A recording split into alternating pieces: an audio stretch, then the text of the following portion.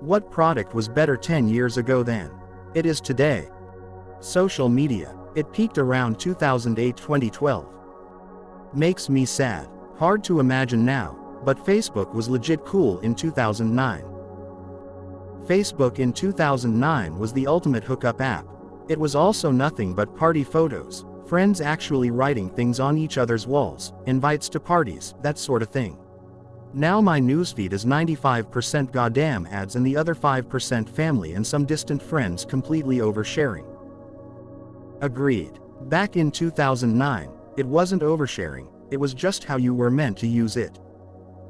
Really, the big difference between oversharing now and oversharing then is that now your boss might see it. In 2009 or so, it was generally considered unprofessional to have your coworkers or boss on your friends list. There was a higher level of perceived freedom of expression in regards to personal stuff because of that, because you weren't going to suddenly ruin your working relationships with anyone or post something that was gonna be used against you in a few months from now. Nowadays, it's seen as a bit weird if you don't have at least some of your coworkers on Facebook. This has led to a lot of people side-eyeing people who overshare because that's seen as one of the easiest ways to accidentally stir up workplace drama. My feed now is just ads and links to articles. I get no friends' stories or update, which is why I go to the site. The yellow subscribe button, 1 to 5-star rating system for videos, and only seeing channel banners for content creators who reached a certain number of subscribers. The early and simple days of YouTube. 2006 MySpace was amazing. I met so many cool people through that site. Like actually went and hung out with them and shit. It was totally normal to just randomly hit up a stranger and be like, dude, that song on your page is one of my favorites. And they would be like, hell yeah, come to this party I am having this weekend. And I was just out and about meeting all these cool people going to these awesome parties. It was also a better dating site than Tinder ever was. Most of my girlfriends I would meet through there. Just hit them up like, you're gorgeous, let's go to a movie this weekend, and they would like, yeah. Then everyone switched to Facebook, and every time I would add random people they would be like, why did you add me? Do I know you? And I would be like, no, but we live in the same area so I thought why not?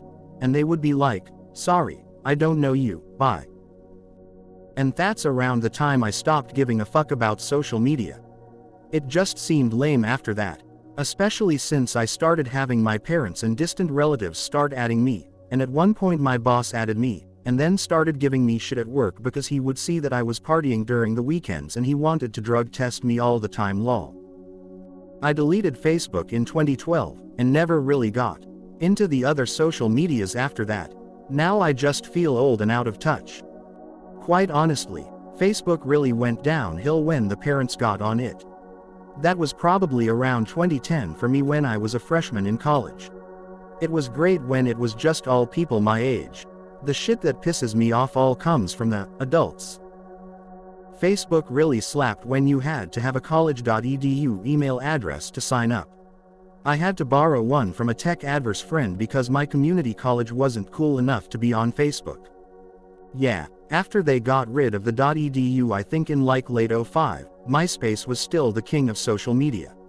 It was under the parents' radar for a few years until I think it got big enough around 08 when they took notice.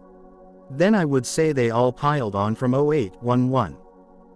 Nearly all processed food, my go-to answer is Totino's. Between their frozen pizzas to the pizza rolls, they have used worse quality ingredients and now taste like trash. They used to be cheap and good, but now their products are just cheap. Fast food also. Everything is smaller, tastes worse, and more expensive. Pizza Hut is greasier and shrunk their marinara cups down to practical joke-level cups. What is this? A marinara cup for ants. Burger King fucked up their chicken nuggets. KFC flat out got rid of their popcorn chicken. Taco John's got rid of their crunchy chicken. McDonald's changed the oil they use for their fries. And all of those meals are like $10 to $12 minimum. The days of being able to buy a burger, fries and a Coke with a 5-spot are long gone. Weird that they're still paying people $7 an hour, though. Also, Subway killed the $5 foot-long, which is fair, on its own, but now they're $15 and the quality and selection of ingredients is awful. Last time I got a meatball sub, the meatballs were pitiful. Very small and very flavorless. Marinara sauce is like water, too. Subway just sucks now. The prices are fucking insane. I went with some coworkers to this local fancy looking barbecue place where I got this giant plate of food and it was $17. And I was literally thinking like, this is what I spend at fast food now, why do I even bother with that anymore? I should just eat at actual restaurants like this now. I think Taco Bell seems the same. Other than it costs like 3 or 4 times as much as it used to. Taco Bell had that big food discontinuation event a few years ago while I was in my 3rd trimester and I may never forgive them. I'll have to try them again, but also, it could be your taste evolving. I used to love Fruity Pebbles, both as a kid and through my college years. I really stopped eating them as my career took a hold of my life and breakfast was always on the road, but I tried them again a couple years back and they are inedibly sweet. They were so nasty. I'm not sure if they changed something or if I'm just not into stuff that's sweet anymore. I think it's the latter. Cinnamon Toast Crunch is not nearly as good as it used to be. I'm 95% sure that they changed and I didn't, because it happened when I was still a kid. We just bought them once and I remember being like, these aren't nearly as good as the last time we bought them. I mean, they're still good, just not as good as they used to be. Quality furniture is still out there. You just have to be willing to pay for it, and it ain't cheap. Also, it will probably last through several design trends, so you'd better be sure you like it. A quality hardwood table is legitimately something you can plan on passing down to your grandchildren, but is there any of your grandparents' furniture you'd actually want? As you said, thrifting for quality pieces and then refinishing, repairing, painting them is much cheaper for much better quality than most of what people are willing to pay for.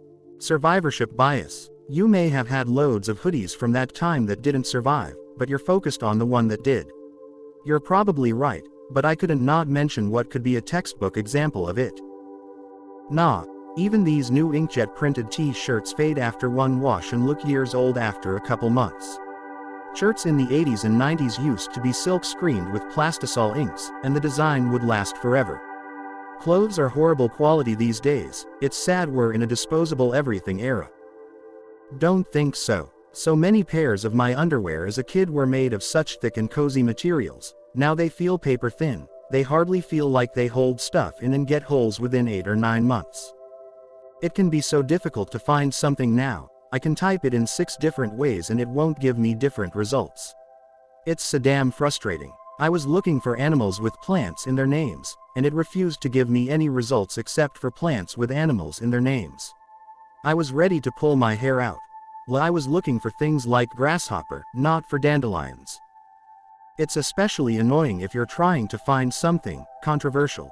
Google censors the ever-loving fuck out of their searches. For example, after the recent Allen Mall shooting, I wanted to see what videos and pictures were available of it, purely just to get how horrific it was. All I got was about 15 pages of identical news videos that showed absolutely nothing, and 95% of it was just talking heads. I used to want to be a war correspondent, and Google does the same thing with combat footage vids, terrorist vids, etc. It's really kind of ridiculous how difficult they make it to find something. Another one I can think of is drugs. They'll put on 10 links to pharma sites before you can get the wiki or FDA page that actually explains what the drug is and how it works. Google, the search results, or Google, the corporation. Actually, you know what? It doesn't matter. Both have gotten considerably worse.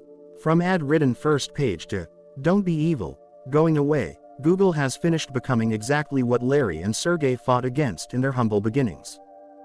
News websites. They're 90% ads with 10% news content. I can't use them anymore, too many things going on at once. During the holidays I tried Nestle hot chocolate for the first time in like a decade. Has it always tasted this horrible? It was by far the worst chocolate product I think I've ever had. I know not every cup of hot chocolate needs to be that thick stuff you get in Paris, but WTF is that? I've mostly just started using hotels again.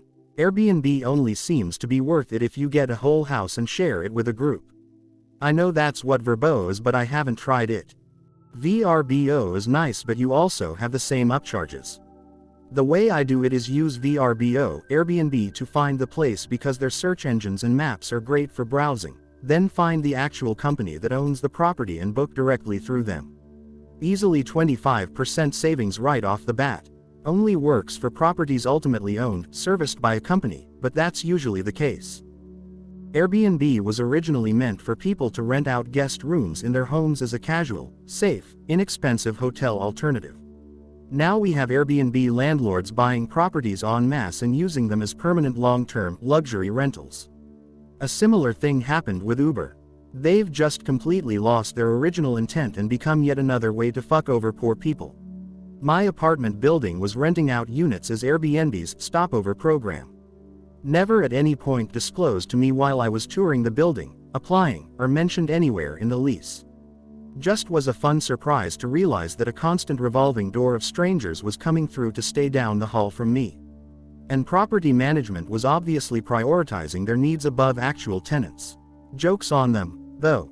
The neighborhood is complete shit, which wasn't completely apparent until after I moved in, and they've received so many negative reviews about hiding details about the sketchy neighborhood that they can't rent them out as Airbnbs anymore. Couches. Currently trying to find a comfortable couch that isn't complete garbage feels impossible.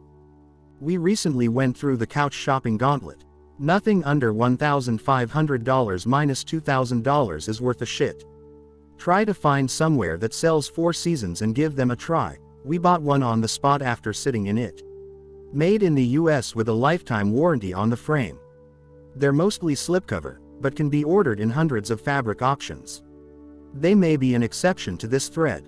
Still very well made. And before they made 1,000 shows with a solid season 1 and then abandoned them because second seasons don't get new subscribers. Any Hostess snack cakes. I bought a box of chocolate cupcakes. They were so small it was 2 bites to finish it and the cream filling was not good. People don't realize 10 years ago is 2013. That's like well over Minecraft's peak popularity. It ain't a long time ago.